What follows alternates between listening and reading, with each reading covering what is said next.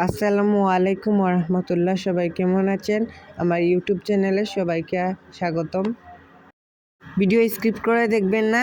এই ভিডিওতে এমব্রয়ডারি কাজ দেখানো হয়েছে, যেটা আপনারাও করতে পারবেন, খুবই সহজ। চলুন আপনাদের সাথে একটা গল্প শেয়ার করি। আপনারা এমব্রয়ডারি কাজও দেখে নিলেন আর একটা গল্প শুনে নিলেন। গল্পটি আশা করি আপনাদের ভালো লাগবে। তো চলুন গল্প শুরু করা যাক। এক ছোট্ট গ্রামে থাকতো এক ছেলে, নাম তার অরিন্দম। গ্রামের মানুষ তাকে খুব শান্ত ভদ্র ছেলে বলে চিনত। কিন্তু অরিন্দমের ভিতরে ছিল বড় স্বপ্ন। সে নিজের পরিশ্রমে কিছু করবে, যাতে পুরো গ্রাম তার জন্য গর্ব করে। তার বাবা ছিলেন একজন কৃষক, মা ঘরের কাজ করতেন। টাকার অভাব ছিল, কিন্তু সংসারে ভালোবাসার অভাব ছিল না।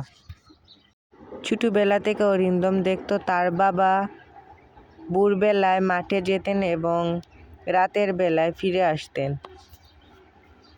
বাবা সবসময় বলতেন, বাবা, মানুষ বড় হয় টাকা দিয়ে নয়, পরিশ্রম ও সততা দিয়ে। এই কথাটি অরিন্দমের মনে গেঁথে যায়। অরিন্দম পড়াশোনায় খুবই ভালো ছাত্র ছিল, কিন্তু একসময় অরিন্দমের বাবা অসুস্থ হওয়ার কারণে সংসারের দায়িত্ব অরিন্দমের কাঁধে এসে পড়ে।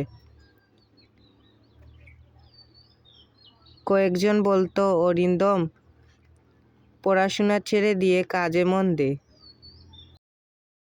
কিন্তু অরিন্দম হার মেনে নেয়নি। সকালে স্কুলে যেত এবং রাতে এসে ছোট ছোট বাচ্চাদের পড়াতো।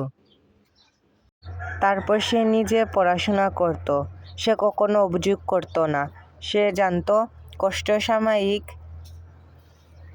সাফল্য চিরস্থায়ী। এভাবে 1 বছর চলে যায়। পরীক্ষার আগে বন্যায় সারা গ্রামে ক্ষতিগ্রস্ত হয়। অরিন্দমের বাড়িও ক্ষতিগ্রস্ত হয়। বইপত্র সবকিছু ভিজে যায়। অনেকেই ভাবলো অরিন্দম ভেঙে পড়বে, কিন্তু অরিন্দম হাল ছাড়ল না। ভেজা বই শুকিয়ে দিয়ে সে আবার পড়াশোনা চালিয়ে যেতে লাগলো। যেগুলো বই অনেক ভিজে গিয়েছিল, সেগুলো বই তার বন্ধুদের কাছ থেকে ধার এনেছিল। শিক্ষকরা তার সাহস দেখে তাকে সাহায্য করতে লাগলো। পরীক্ষার দিন সে একটা কথাই ভাবছিল, আমি পারবো, আমি জিতবো। শেষ পর্যন্ত রেজাল্টের দিন আসলো। অরিন্দম পাশ হলো। সবাই হাততালি দিতে লাগলো। অনেকে বলল, পরিশ্রম কখনো বৃথা যায় না।